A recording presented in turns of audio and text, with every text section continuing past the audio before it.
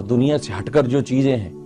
اس کے ساتھ اللہ تبارک و تعالی نے محبت کا تعلق رکھا ہے، اور بنیادی طور پر 3 چیزیں ہیں، ایک بیت اللہ، دوسرے رسول اللہ،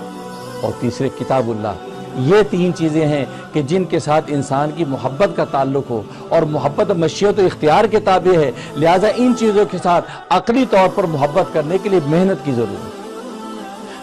کی ضرورت ہے۔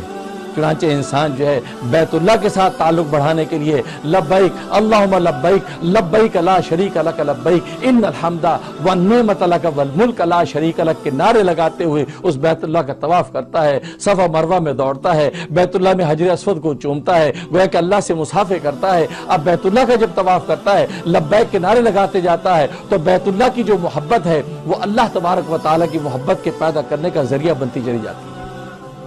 کیونکہ اس کے لیے محنت کی ضرورت ہے۔ رسول اللہ صلی اللہ علیہ وسلم کے ساتھ محبت کے لیے محنت کی ضرورت ہے۔ چنانچہ صلاۃ و سلام پڑھتا ہے، اللہم صلی علی محمد اللہم صلی علی محمد کے نعرے لگا کے، اور رسول اللہ صلی اللہ علیہ وسلم پر رحمت کی دعائیں کرتا ہے، اے رب کریم محمد صلی اللہ علیہ وسلم پر اپنی رحمت نازل فرما، یہ دعائیں کرتا ہے، رسول اللہ کے ساتھ تعلق بڑھاتا ہے، محبوب کی اداؤں کو اپنی زندگی کے اندر اجاگر کرتا ہے، تو رسول اللہ صلی اللہ علیہ وسلم کی محبت عقلی طور پر پیدا ہونے لگتی ہے،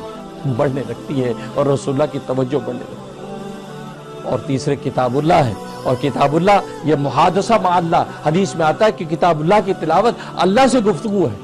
آپ ساری دنیا سے گفتگو کرتے ہیں، دوستوں سے گفتگو کرتے ہیں، اپنے عزیز و اقارب سے باتیں کرتے ہیں، اللہ سے باتیں کرنے کے جی چاہے تو قرآن کریم کی تلاوت شروع کر دو، تو اللہ کے کلام کی تلاوت اللہ سے باتیں کرنا۔ 1 گھنٹہ اگر آپ نے تلاوت کی تو 1 گھنٹہ آپ نے اللہ سے باتیں کی، بادشاہوں کے بادشاہ سے باتیں کی ہیں، اور جو بادشاہوں کے بادشاہ سے باتیں کرتا ہے، آپ سمجھ لیں کہ اس کو کیا ملا۔ دنیا کو بادشاہیاں ملی، اس کو اللہ تبارک و تعالیٰ کائنات قدموں میں ڈال دیتے ہیں۔ تو تلاوت کلام پاک کے ساتھ اس کتاب اللہ کی محبت پیدا کرتا ہے، اور اس کے تقاضے احکام پر عمل کر کے منزل پر پہنچتا ہے۔ گویا کہ یہ 3 چیزیں اللہ تبارک و تعالیٰ نے مشیت اور اختیار کے تابع رکھی ہیں۔ انسان اپنے اختیار کے ساتھ آگے بڑھتا ہے تو اللہ تبارک و تعالیٰ اس کی وجہ سے اس کو اجر و ثواب عطا کرتا ہے۔